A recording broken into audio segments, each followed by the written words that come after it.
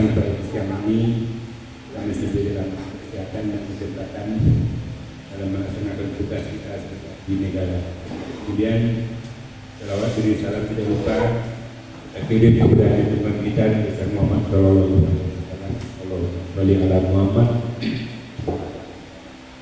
Bapak Ibu yang kami hormati, kami tak waktu sedikit dan mengucapkan terima kasih karena meluangkan waktunya dalam rapat pelaksanaan aksi nyata yang akan dilaksanakan oleh PGP Angkatan 10 dari SD kita, yaitu Yedi Kurniadi. Tugasnya berupa nyata Formulir 4 budaya positif. Baik Bapak Ibu yang kami hormati, walaupun ini sifatnya di luar tugas pokok Bapak Ibu, namun kita memanfaatkan ini sebagai masukan kepada kita apa yang telah terjadi saudara kita untuk dalam berbagi terkait dengan nyatanya. Jadi kita ikuti bersama-sama dan sungguh-sungguh itu beberapa menit barangkali. Jadi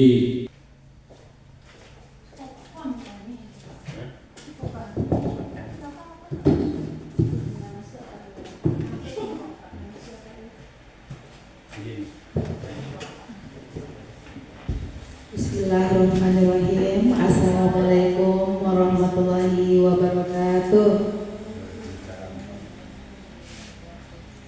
Alhamdulillahirrahmanirrahim. Puji dan syukur marilah selalu kita ucapkan kepada Allah Subhanahu wa Ta'ala, yang mana pada saat ini kita masih diberikan nikmat kesehatan dan nikmat kesempatan sehingga kita telah dapat hadir di sekolah guna melaksanakan tugas kita.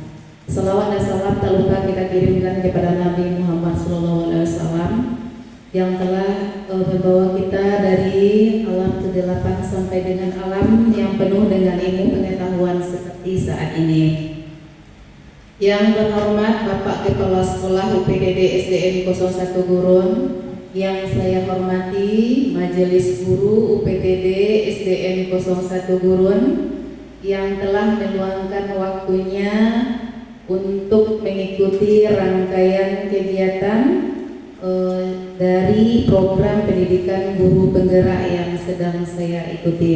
Saya ucapkan banyak terima kasih karena waktu yang telah Ibu berikan. Baiklah Bapak Ibu, di program guru penggerak ini seperti yang sudah disampaikan kemarin itu kita ada menyelesaikan nanti untuk menuntaskan 10 modul. Modul yang itu dibagi menjadi 3, kemudian submodulnya totalnya semuanya 10. Yang ini adalah tugas dari modul 1. 1.1-nya tentang filosofi pendidikan menurut Ki Hajar Dewantara. Modul 1.2-nya tentang peran dan nilai guru penggerak.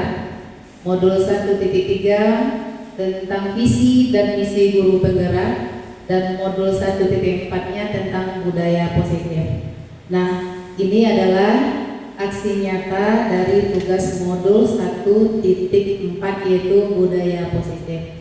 Jadi kegiatannya hari ini Bapak Ibu, CGP menyebarkan pemahaman dan penerapan tentang pengalaman budaya positif di sekolah. Yang pertama sekali kita harus lihat dulu tujuan pendidikan. Menurut Ki Hajar Dewantara, tujuan pendidikan itu adalah menuntut sebuah kodrat yang ada pada anak agar mereka dapat mencapai keselamatan dan kebahagiaan yang setinggi-tingginya baik manusia maupun sebagai anggota masyarakat. Oleh sebab itu, pendidik hanya dapat menuntun tumbuh atau hidupnya kekuatan kodrat yang ada pada anak-anak agar dapat memperbaiki lakunya, bukan dasarnya hidup dan tumbuhnya kekuatan kodrat anak. Itu adalah tujuan pendidikan menurut Bapak Ki Hajar Dewantara. Selanjutnya, ini tentang budaya positif. Nah, apa itu budaya positif? Budaya positif di sekolah yaitu nilai atau kebiasaan di sekolah yang berpihak pada murid agar mereka dapat berkembang menjadi pribadi yang kritis, penuh hormat dan bertanggung jawab sesuai dengan profil pelajar Pancasila. Untuk menerapkan budaya positif di sekolah itu Bapak Ibu ada 7 konsep utama yang harus kita ketahui agar budaya positif itu tercipta di sekolah. Yang pertama ada namanya perubahan paradigma belajar, yang kedua disiplin positif, yang ketiga kebutuhan dasar manusia, yang keempat motivasi perilaku manusia, yang kelima ada posisi kontrol, yang keenam keyakinan kelas, dan yang terakhir ada namanya segitiga restitusi. Kita masuk yang pertama, itu namanya perubahan paradigma belajar. Dalam membangun budaya positif sekolah dapat menyediakan lingkungan yang positif, aman dan nyaman agar siswa mampu berpikir, bertindak dan mencipta dengan merdeka, mandiri dan bertanggung jawab. Disiplin sangat berkaitan erat dengan kontrol guru terhadap siswa. Nah, nanti kita juga akan membahas jenis-jenis kontrol guru. Nah, ini perubahan paradigma belajar yang diambil dari teori kontrol namanya yang dikemukakan oleh Dr. William Glasser, Bapak Ibu. Ada namanya ilusi kontrol. Apa itu ilusi kontrol? Yang pertama, ilusi guru mengontrol murid. Jadi selama ini Bapak Ibu, kitalah yang selalu mengontrol murid. Maksudnya di sini Bapak Ibu kita belum mempercayakan sepenuhnya bahwa siswa itu sebenarnya bisa mengontrol dirinya sendiri. Yang kedua ada namanya ilusi bahwa semua penguatan positif efektif dan bermanfaat. Dan ternyata itu tidak benar Bapak Ibu. Maksudnya tidak benar? Tidak semua siswa yang kita berikan penguatan positif itu berdampak baik terhadap dirinya. Jadi bisa kemungkinan mereka itu bersikap dan bertingkah laku karena bukan kekuatan atau motivasi intrinsik, tapi masih eksternal, atau bisa jadi itu hanya mengharapkan pujian dari kita Bapak Ibu, belum kesadaran dirinya. Yang ketiga ada namanya ilusi bahwa kritik dan membuat orang merasa bersalah dapat menguatkan karakter. Itu biasanya Bapak Ibu di dalam diri siswa akan tertanam sebuah rasa di mana rasa tidak senang, merasa bersalah karena dialah penyebab segala sesuatunya, jadi merasa rendah diri Bapak Ibu. Itu yang akan terjadi. Yang berikutnya terakhir ada ilusi bahwa orang dewasa memiliki hak untuk memaksa. Contoh ketika siswa kita melakukan sebuah pelanggaran tata tertib, itu biasanya kita sebagai orang dewasa yang di sekolah, pastilah tentunya guru adalah orang yang paling dewasa, itu berhak memaksa siswa. Memaksanya bagaimana? Misalnya untuk melakukan sesuatu karena mereka telah berbuat salah gitu. Berarti kita biasanya selalu memaksa. Berikutnya Bapak Ibu, yang kedua adalah tadi bagiannya disiplin positif. Nah, apa makna kata disiplin? Boleh saya bertanya kepada Bapak Ibu, kalau mendengar kata disiplin kira-kira artinya apa Bapak Ibu? Yang ada dalam ingatan kita, disiplin itu apa? Makna kata disiplin. Ya, mematuhi semua aturan yang dibuat. Pokoknya disiplin itu yang teringat oleh kita pasti mematuhi aturan. Nah, coba kita lihat. Disiplin itu berasal dari bahasa Latin disciplina, yang artinya belajar. Makna asal dari kata ini berkonotasi dengan disiplin dari diri murid-murid. Disiplin diri membuat orang menggali potensinya menuju sebuah tujuan apa yang dia hargai. Yang terakhir, di sini yang sangat berbeda dalam budaya kita, makna disiplin telah berubah menjadi sesuatu yang dilakukan seseorang pada orang lain untuk mendapatkan kepatuhan. Sedangkan arti disiplinnya sebenarnya adalah belajar, bukan mematuhi aturan. aturan. Jadi itu perbedaannya Bapak Ibu. Kemudian kecenderungan umum adalah menghubungkan kata disiplin dengan ketidaknyamanan. Ketika siswa kita melanggar aturan, melanggar disiplin, ujung-ujungnya pasti mereka harus menerima konsekuensinya. Jadi disiplin menghubungkannya dengan ketidaknyamanan, bukan dengan apa yang kita hargai atau pencapaian suatu tujuan yang mulia. Itu Bapak Ibu. Di sini disiplin adalah kemampuan memerintah diri sendiri dalam mengontrol dan menguasai untuk memilih tindakan yang mengacu pada nilai-nilai yang kita hargai dengan penuh tanggung jawab tanpa terperintah oleh orang lain. Nah, disiplin di sini yang diharapkan Bapak Ibu nilai yang kesadaran penuh dari diri siswa kita untuk melaksanakan semua peraturan yang ada di sekolah, bukan karena takut takut guru atau takut aturan. Itu Bapak Ibu. Selanjutnya yang ketiga tadi, dalam penerapan disiplin positif di sekolah itu ada yang ketiga poinnya, yaitu kebutuhan dasar manusia. Jadi setiap manusia yang dilahirkan itu punya 5 kebutuhan dasar Bapak Ibu. Jadi kenapa ada masalah ketika salah satu dari 5 kebutuhan ini tidak terpenuhi, maka disitulah terjadi permasalahan. Itu termasuk kepada orang dewasa, termasuk kita. Apa saja kebutuhan dasar manusia? Yang pertama ada namanya kebutuhan untuk bertahan hidup. Tentunya makan, pakaian, dan perumahan. Jadi ketika kebutuhan dasar itu terpenuhi, barulah kita nanti akan bisa. Orang itu berbeda. Maksudnya berbeda bagaimana? Ada yang hanya satu yang tidak terpenuhi, ada 2, 3 dan seterusnya Bapak Ibu. Jadi biasanya tingkat masalah atau beban hidup anak itu tergantung kepada kebutuhan mana yang tidak terpenuhi. Nanti kita bisa melihat anak ibu ketika kebutuhan di sini, tunggu dulu.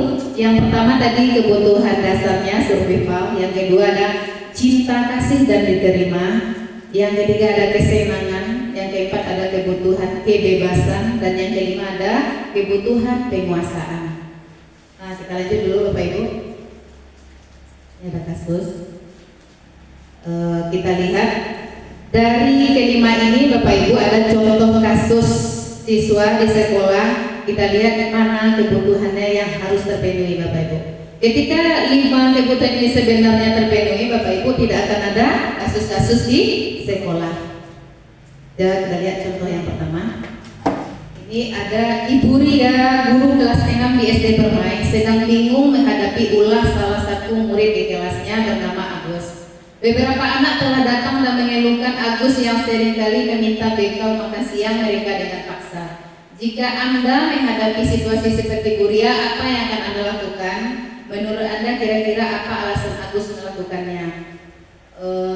Menurut Bapak Ibu, apa yang seharusnya dilakukan oleh Ibu Ria? Karena Agus selalu memaksa, ya di sini katanya memaksa minta bekal makanan temannya yang lain Bapak Ibu. Mungkin menasihati? Ya. Coba kita lihat dulu dari 5 kebutuhan dasar itu apa sebenarnya yang tidak terpenuhi oleh Agus. Dalam konteks penerapan disiplin positif, Ibu Ria sebaiknya mencari tahu alasan Agus melakukan tindakan seperti itu, agar mengetahui kebutuhan mana sebenarnya yang sedang dipenuhi oleh Agus. Jadi Bapak Ibu, murid kita itu sebenarnya setiap membuat ulah atau kasus itu sebenarnya dia ingin memenuhi kebutuhan dasar hidupnya yang 5 tadi. Jadi beragamlah cara mereka untuk memenuhi kebutuhan tersebut. Yang pertama coba kita lihat, ketika Agus merasa lapar dan orang tuanya tidak membawakan bekal makan siang, berarti kebutuhan yang tidak terpenuhi itu adalah kebutuhan untuk bertahan hidup. Bisa jadi orang tuanya tidak sempat untuk menyiapkan bekal. Yang kedua, bisa jadi alasannya teman Agus jadi perhatian Agus. Teman Agus jadi perhatikan Agus, maksudnya mencari perhatian. Jadi mungkin rasa diterima yang tidak didapatkan oleh Agus. Jadi dengan cara memaksa teman mengambil bekal tadi, dia diperhatikan. Berikutnya yang ketiga, dia merasa hebat karena temannya jadi takut dan menuruti keinginannya. Bisa jadi Agus ini siswa yang tubuhnya agak besar atau lebih berkuasa, itu kebutuhannya sebenarnya ternyata adalah penguasaan yang belum terpenuhi.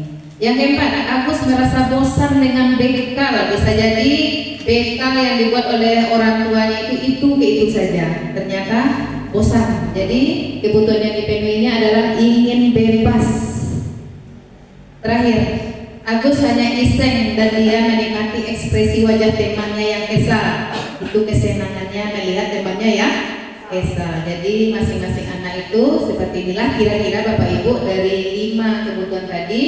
Sebenarnya ada kebutuhan mereka yang belum terpenuhi. Jadi tugas kita sebagai guru wali kelasnya mencari tahu kebutuhan mana sebenarnya yang belum terpenuhi oleh siswa kita. Berat tugas kita Bapak Ibu? Berat. Karena murid kita tidak 1 atau 2 orang Bapak Ibu. Ada murid kita yang lebih dari 20 orang. Itulah yang harus kita identifikasi masing-masing siswanya Bapak Ibu. Berikutnya ada perbedaan antara hukuman, konsekuensi, dan restitusi. Hukuman mungkin Bapak Ibu kita semua tahu kalau hukuman itu pasti terdengar tidak menyenangkan. Apa itu hukuman? Biasanya hukuman itu tidak terencana Bapak Ibu. Maksudnya tiba-tiba, misalnya ada siswa yang terlambat langsung kita panggil, kita kasih hukuman, contohnya mengambil sampah atau bagaimananya, itu namanya hukuman. Yang kedua ada namanya konsekuensi. Konsekuensi itu kita buat dulu aturan, nanti ketika siswa melanggar, jadi dia akan mendapatkan konsekuensi apa yang dilakukan jika melanggar aturan ini. Itu bedanya dengan hukuman. Jadi siswa sudah mengetahuinya.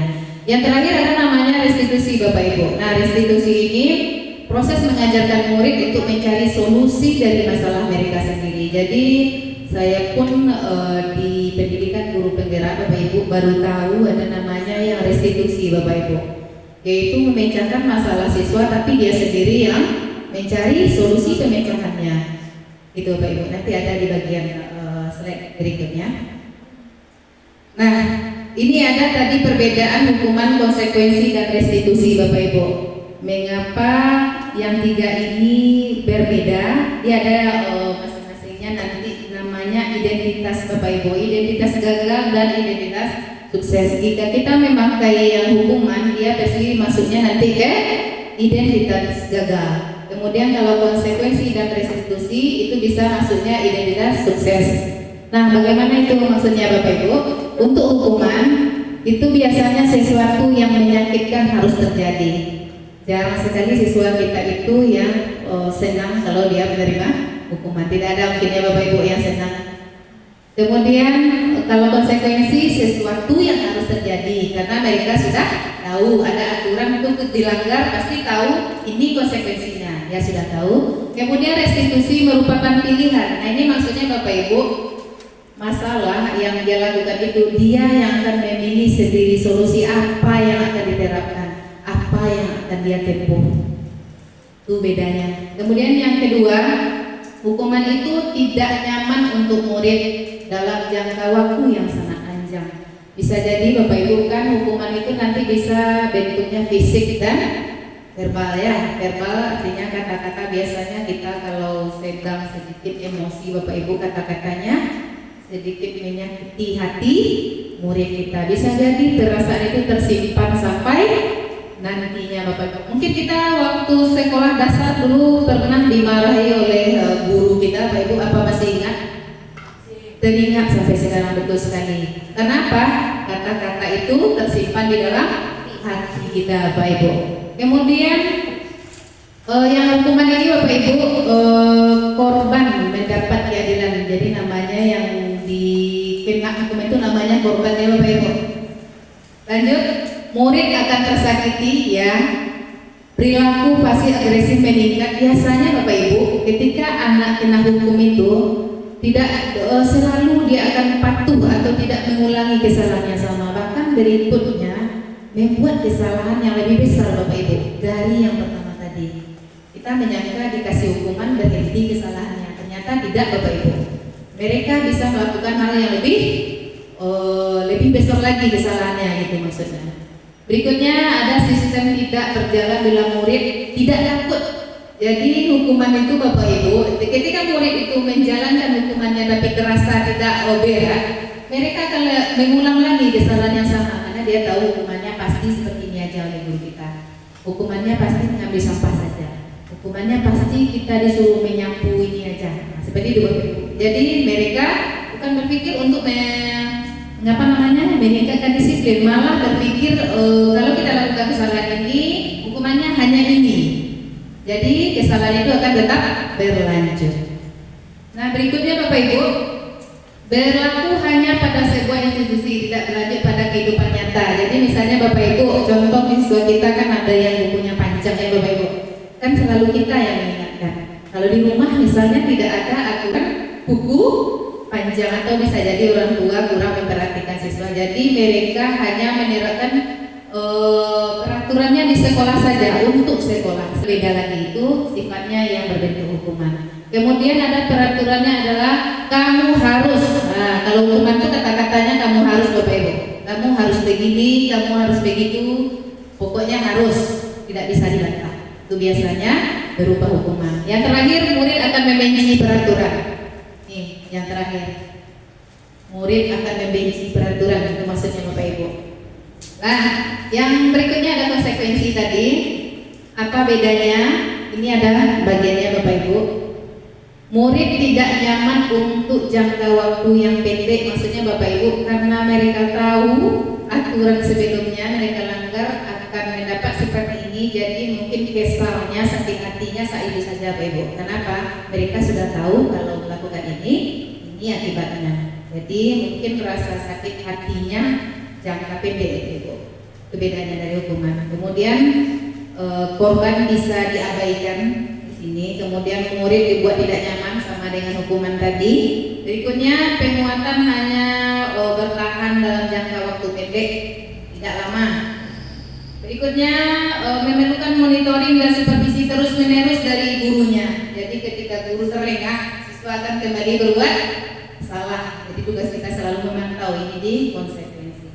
Berikutnya membantu penerapan mengikuti peraturan dalam masyarakatnya. Kemudian yang terakhir, murid atau anak menghormati peraturan karena dia tahu kalau melanggar dapat sanksi. Nah yang terakhir yang restitusi ini Bapak Ibu, bedanya yang poin kedua tadi memuatkan murid untuk dalam jangka waktu yang panjang. Kenapa Bapak Ibu? Nanti ketika dia melakukan sebuah kesalahan itu kita minta solusi bagaimana sebenarnya cara menyelesaikan.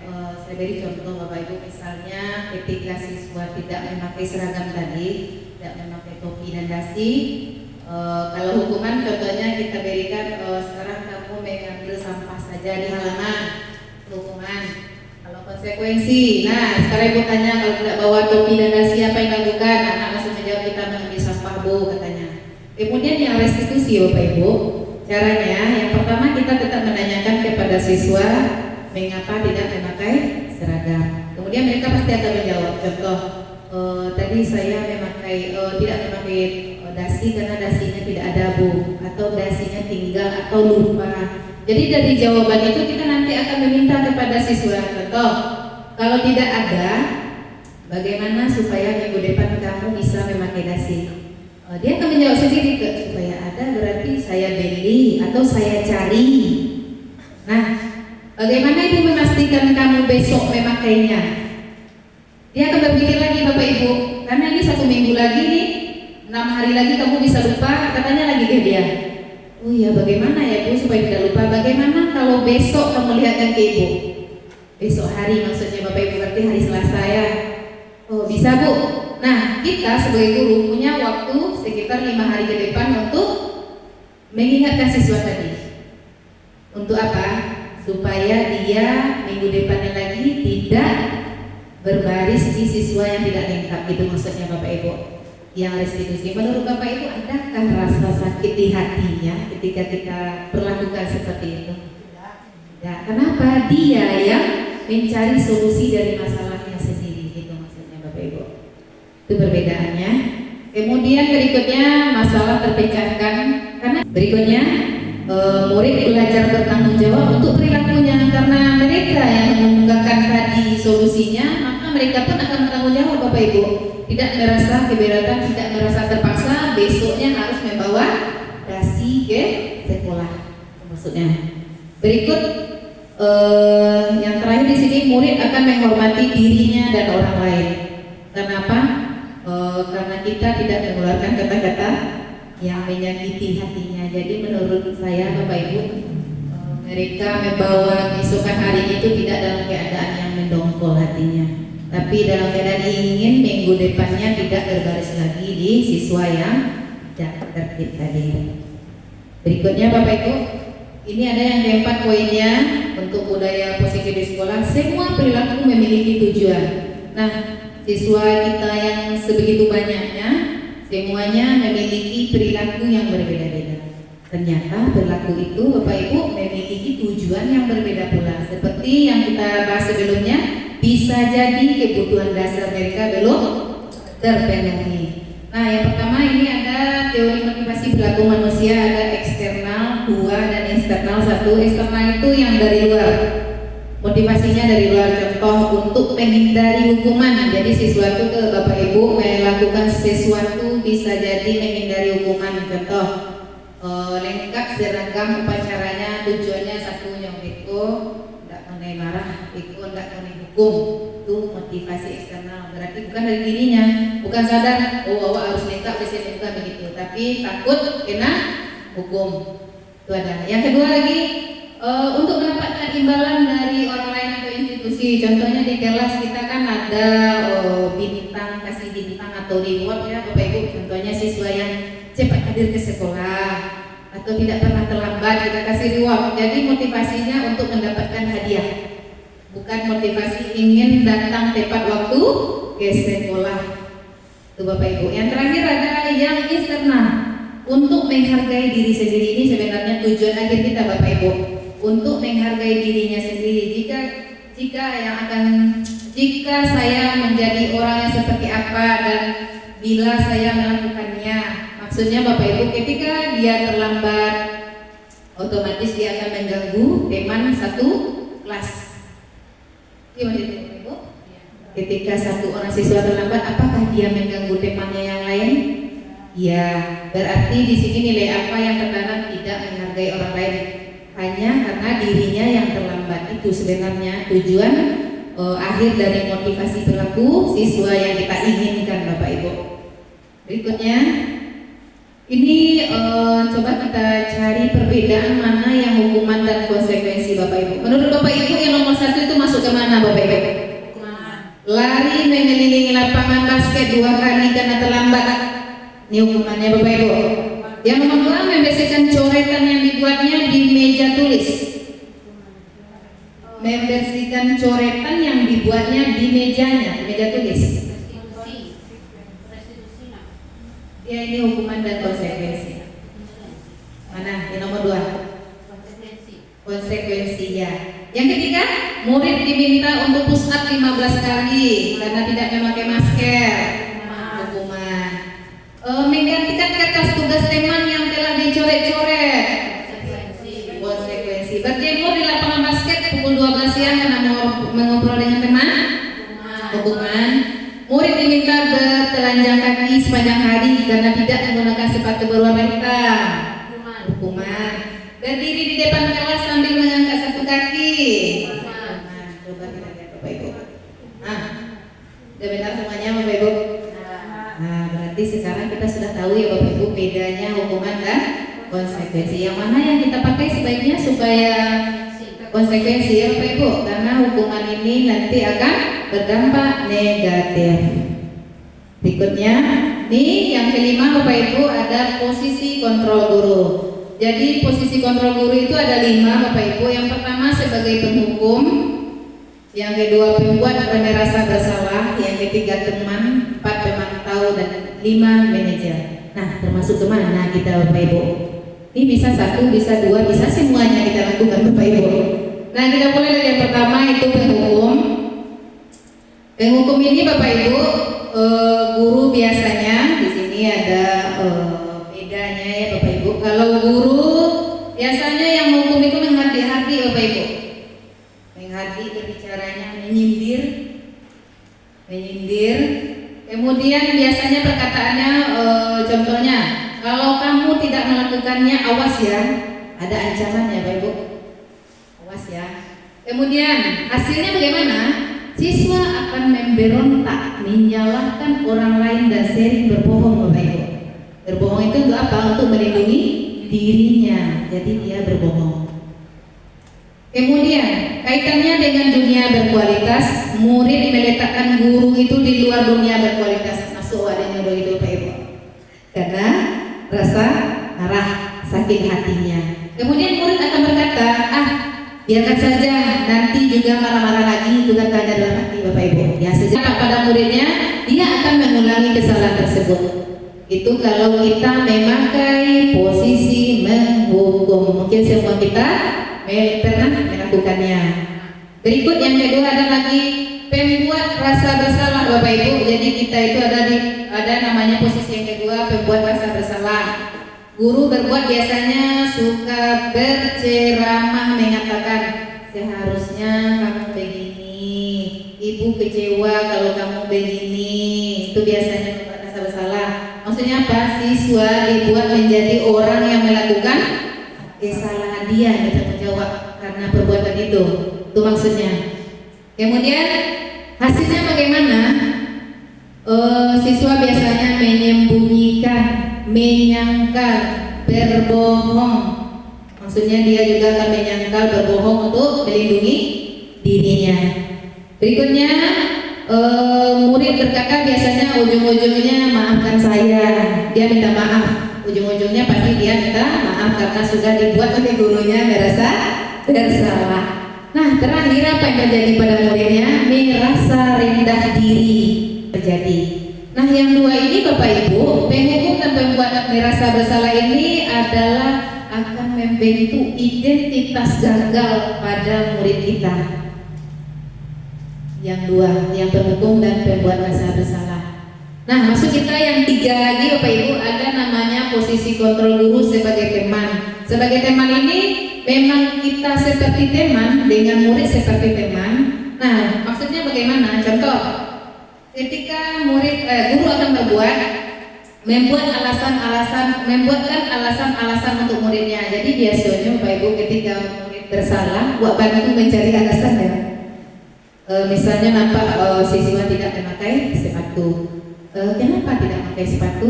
Basah sepatunya. Kita dulu ya membantu dia. Jadi sebelum dia menjawab yang sebenarnya Bapak Ibu, biasanya kita bantu dengan jawaban-jawaban kita. Jadi siswa nanti tidak merasa takut atau bagaimana. Oh, basah sepatunya. Oh, kemana sepatunya? Seperti bukan langsung kenapa tidak pakai sepatu, bukan seperti itu. Nah, berikutnya guru berkata, ayolah lakukan ini deh Ibu. Kemudian hasilnya bagaimana? Ketergantungan Bapak Ibu. Jadi siswa ketergantungan dengan gurunya tadi. Berikutnya kaitan dengan dunia berkualitas, murid meletakkan guru sebagai orang yang sangat penting di dunia yang berkualitas. Jadi kita dianggap sebagai teman. Temannya maksudnya bukan untuk bercanda, maksudnya Bapak Ibu, tapi ketika mereka melakukan kesalahan tidak takut nanti untuk bercerita kepada kita, karena tahu apa? Oh, guru ini bisa beri solusi buat kita, bukan marah dia gitu Bapak Ibu. Jadi bisa jadi dia lebih terbuka kepada kita. Kalau kita jadi yang penghukum tadi, mungkin nggak mereka bercerita ke kita, takut dia. Sedangkan itu aja nampaknya siswa akan berbohong melindungi dirinya.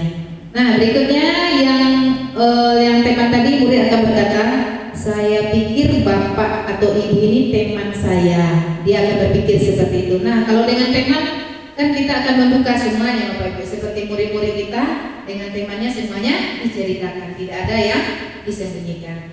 Nah, terakhir dampak terhadap muridnya apa? Siswa lemah, tidak mandiri dan tergantung. Jadi Jadi lemahnya di mana? Dia selalu menunggu solusi yang diberikan oleh gurunya tadi. Tidak berpikir kita dulu ke guru, nanti guru akan berikan solusi. Kira-kira seperti itu Bapak Ibu. Kemudian ada yang pemantau namanya. Pemantau guru berbuat menghitung dan mengukur. Contoh di kelas kita buat daftar kehadiran, dicatat. Hari ini siapa yang tidak tertib dicatat, semuanya dicatat dan dicatat. Nanti buktinya untuk apa? Kita kembalikan lagi ke siswa. Kamu sudah sekian kali ya seperti ini. Kamu sudah sekian kali ya dengan apa? Data yang sudah ada sebagai pemantau. Nah, biasanya gurunya akan berkata, apa peraturannya? Kita akan bertanya lagi ke muridnya, apa peraturannya jika mereka melanggar sebuah aturan. Hasilnya bagaimana? Mereka bisa menyesuaikan diri bila diawasi Bapak Ibu. Kalau kita catat-catatnya terus Bapak Ibu, ketika tidak dicatat, tidak berbuat lagi. Lupa dia lagi. Aduh, itu bicara. Berikutnya, murid akan berkata, berapa banyak bintang yang saya dapatkan Bu? Biasanya ditagih ya Bapak Ibu. Ditagih janji yang sudah kita berikan. Jadi motivasinya itu Bapak Ibu karena ingin mendapatkan sesuatu hadiah yang sudah dijanjikan, reward. Yang terakhir, dampak pada muridnya apa Bapak Ibu? Ini akan memberatkan pada sanksi atau hadiah untuk dirinya. Memberatkan karena ada sanksi yang diterima atau hadiah untuk dirinya karena mereka berbuatnya karena apa? Data-data yang sudah dibuat oleh guru, bukan kesadaran diri sendiri. Terakhir Bapak Ibu, posisi kontrol yang kelima ini Bapak Ibu, manajer ini diharapkan semuanya nanti bisa di posisi yang kelima Bapak Ibu. Apa saja itu? Yang pertama, guru berbuat mengajukan pertanyaan-pertanyaan.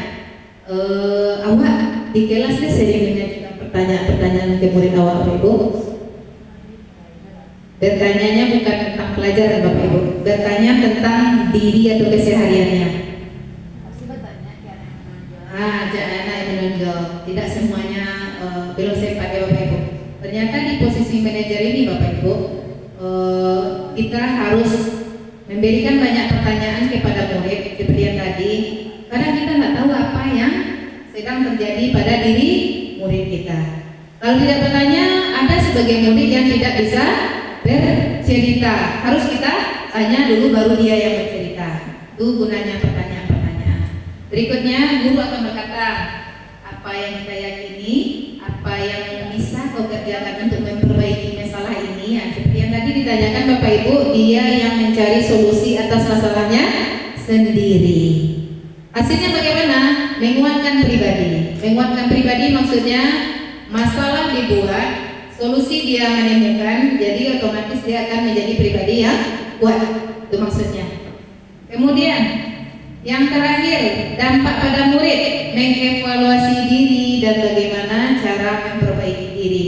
Ini Bapak Ibu diharapkan dari kelima posisi kontrol ini kita dapat di posisi yang kelima, manajer ini Bapak Ibu.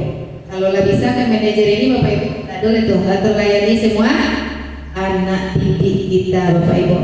Bisa kita Bapak Ibu? Pasti bisa, insya Allah ya Bapak Ibu. Nah, ini contoh kata-kata Bapak Ibu, posisi kontrol tadi kita coba. Jika pernyataannya, saya kecewa sekali dengan kamu. Ini siapa biasanya menyatakannya seperti ini? Guru yang mana ini? Yang tadi kan ada 5 Bapak Ibu. Saya kecewa sekali dengan kamu. Nah, posisi yang mana ini? Saya kecewa sekali dengan kamu. Ayo. Yang kedua apa?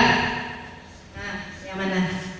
Pembuat merasa bersalah. Iya. Yang kedua, kamu tidak benar, kamu tidak benar-benar melakukannya. Pokoknya salah selesai, kamu tidak benar-benar melakukannya. Tunggu. Lanjut yang ketiga, ayolah lakukan demi ibu atau bapak. Nah, berikutnya, apakah kamu mau mendapatkan stiker bintang hari ini? Ayo, yang mana ini? Ya. Berikutnya, bagaimana kamu bisa menyelesaikan masalah ini? Manajer, kamu selalu yang paling terakhir. Kata-katanya, kamu selalu menjadi yang terakhir. Salah, kita cek jawabannya Bapak Ibu. Nah, Ternyata yang terakhir itu adalah gom Bapak Ibu. Nah, mudah-mudahan dengan kata-kata ini Bapak Ibu kita bisa sedikit merubah posisi kontrol kita ya Bapak Ibu. Pokoknya jangan di posisi 1 dan 2, penghukum dan pembuat rasa bersalah. Tapi usahakan yang 3 tadi Bapak Ibu, tema pemantau, kalau bisa ya manajer. Yang terakhir Bapak Ibu ada keyakinan kelas, bukan yang ke-6 satu lagi.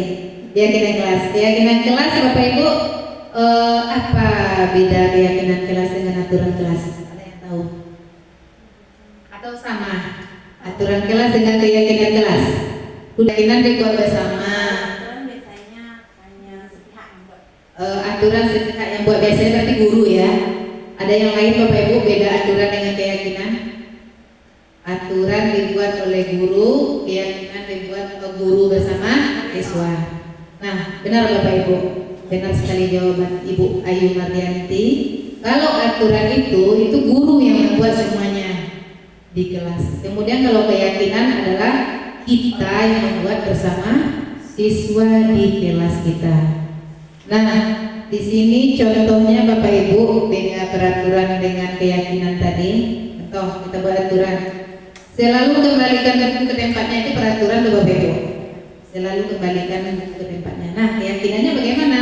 Keyakinan kelasnya adalah tanggung jawab. Jadi kita buat nilainya universal, menyeluruh. Tanggung jawab apa? Tanggung jawab mengembalikan buku ke tempatnya. Berikutnya, kalau peraturan bunyinya pasti seperti ini: dilarang mengganggu orang lain. Katanya dilarang ya. Keyakinan kelas yang dituju menghormati orang lain dan diri sendiri. Kemudian ada peraturan hadir di sekolah 15 menit sebelum pembelajaran dimulai. Ini ada di sebelahnya keyakinannya menghormati orang lain. Dilarang melakukan kekerasan, dilarang menggunakan narkoba. Coba kita lihat apa beda kalimat dari peraturan dan keyakinan Bapak Ibu. Apa bedanya? Di peraturan itu ada kata-kata dilarang ya Bapak Ibu. Kalau keyakinan tidak pakai kata dilarang. Kata dilarang itu Bapak Ibu adalah berkonotasi negatif. Biasanya Bapak Ibu ketika kita buat kata dilarang, siswa malah melakukan hal itu. Dia akan melanggar. Jadi itulah makanya kita membuat keyakinan kelas dan tidak memakai kata dilarang. Siswanya akan terpancing untuk melanggar. Dilarang melakukan kekerasan, tidak berbuat kekerasan. Dilarang mengganggu orang lain, dia akan mengganggu. Seperti itu Bapak Ibu. Jadi kira-kira ini beda peraturan dengan keyakinan. Jadi yang kita buat di kelas nantinya, yang kita buat di kelas berarti adalah keyakinan kelas, bukan aturan. Ini cara membuat keyakinan kelas Bapak Ibu. Mungkin Bapak Ibu sudah juga membuat di kelas masing-masing. Kita kumpulkan, sebenarnya Bapak Ibu kita bagi masing-masing siswa itu kertas. Kita turun dia menulis, ya Bapak Ibu tulis semuanya apa yang dia inginkan di kelas itu. Kemudian tugas kita lihat, kita kelompokkan mana yang sama. Jadi nanti poinnya ketika siswa kita 20, kan berarti keyakinan itu menjadi 20, tapi bisa jadi hanya menjadi 5 atau 4 saja. Karena nanti kita kelompokkan dia ke pernyataannya lebih universal, maksudnya yang poin kedua Bapak Ibu. Kemudian nomor 3-nya coba lihat Bapak Ibu, pernyataan keyakinan kelas dibuat dalam bentuk positif. Positif tadi tidak menggunakan kata dilarang Bapak Ibu. Kemudian semua warga kelas ikut berkontribusi, jadi semuanya harus kita libatkan dalam kegiatan curah pendapat. Kemudian yang terakhir, bersedia meninjau kembali keyakinan kelas dari waktu ke waktu. Jadi kadang Bapak Ibu di awal tahun pelajaran kita buat keyakinan kelas, ternyata setelah dijalani 2 bulan ada yang harus kita tambahkan atau kita kurang. Itu boleh Bapak Ibu menyesuaikan. Ini terakhir Bapak Ibu, ada namanya segitiga restitusi. Yang segitiga restitusi itu adalah Bapak Ibu menyelesaikan masalah dalam 3 langkah Bapak Ibu. Yang seperti tadi, tidak langsung memberikan hukuman. Nomor 1 namanya ada menstabilkan identitas Bapak Ibu.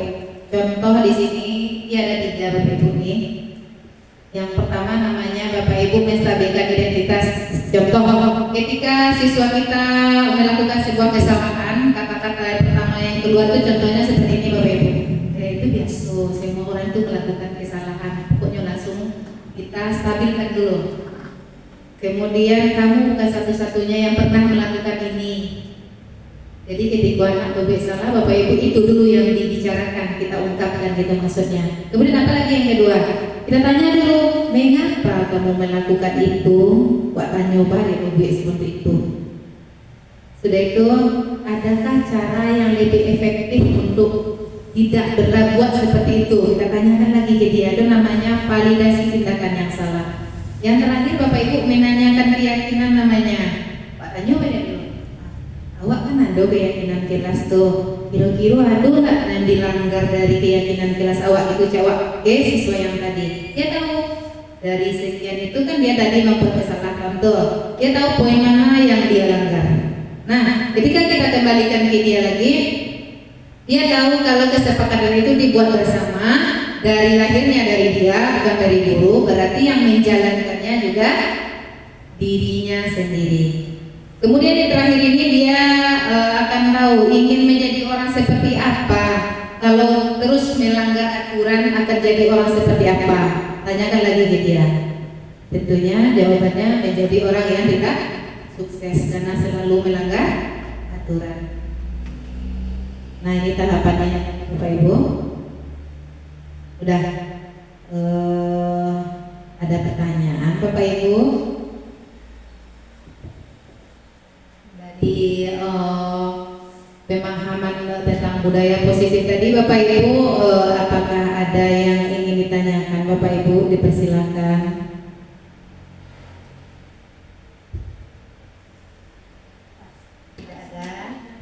Tidak ada Bapak Ibu. Nah, alhamdulillahirabbil alamin. Mudah-mudahan materi sedikit tentang budaya positif di sekolah ini ada dampak positifnya bagi kita semua, dapat diambil yang baik-baiknya Bapak Ibu. Dan saya di sini sebagai aksi nyata di tugas modul 1.4 Bapak Ibu berharap kepada Bapak Ibu dan diri saya bisa mengambil dampak positifnya. Seperti tadi Bapak Ibu, posisi kontrol guru dapat kita yang manajernya ya Bapak Ibu. Kemudian yang kedua, dalam penyelesaian masalah kita dapat memakai segitiga restitusi. Mungkin hanya itu yang dapat saya sampaikan Bapak Ibu. Terima kasih banyak saya ucapkan atas waktu Bapak Ibu yang sangat berharga ini dan telah mau mengikuti kegiatan sampai berakhir dengan sangat fokus Bapak Ibu. Terima kasih banyak. Jika ada kesalahan saya minta maaf yang sebesar-besarnya Bapak Ibu. Saya akhiri dengan wassalamualaikum warahmatullahi wabarakatuh.